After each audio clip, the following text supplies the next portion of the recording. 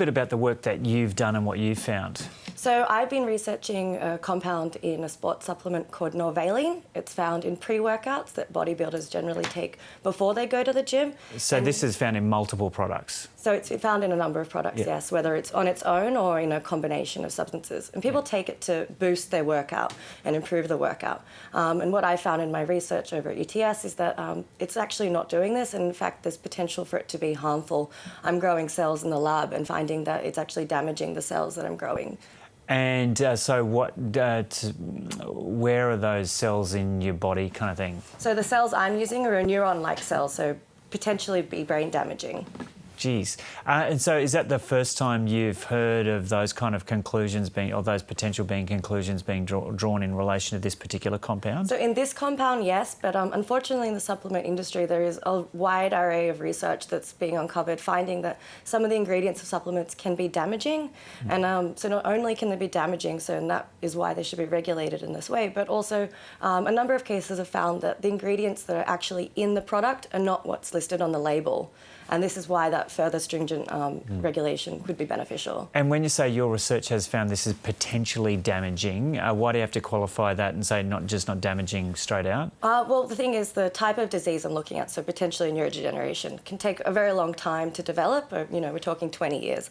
And really, the supplement industry has really only exploded in the last 15. So we don't know yet what the long-term effects could be. And that's why the research I'm doing is especially beneficial, because it'll give us an idea of what could potentially happen, because we're using cells and modelling, the real human environment.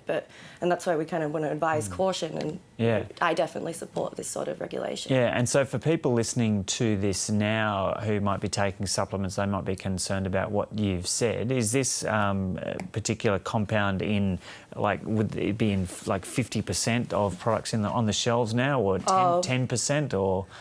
I wouldn't know for sure. No, it's definitely very niche in terms of the bodybuilding community. Right. So, and the thing is, there's so many products on the market. It's an overflowing market, so I wouldn't be able to make up a percent. Now, some of the businesses in Australia are warning that if the TGA does go down this path, that the billion-dollar industry will potentially, this is their words, be destroyed.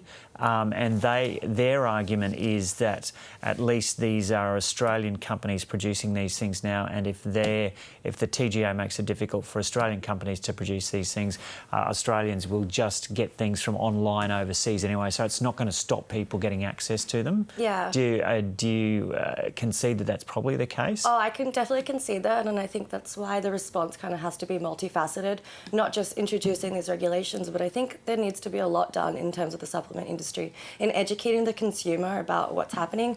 I see so many times people buying supplements off Instagram and online and importing them from overseas, and the fact is that they're not regulated, and I think it'd be really beneficial for the Australian market if Australia introduced these type of regulations so that we could have a gold standard. Australian supplements are safe and do what they claim to do. And I think the supplement industry, yes, while initially they would have to be changed to basically comply with these new regulations, I think it would be beneficial in the long term.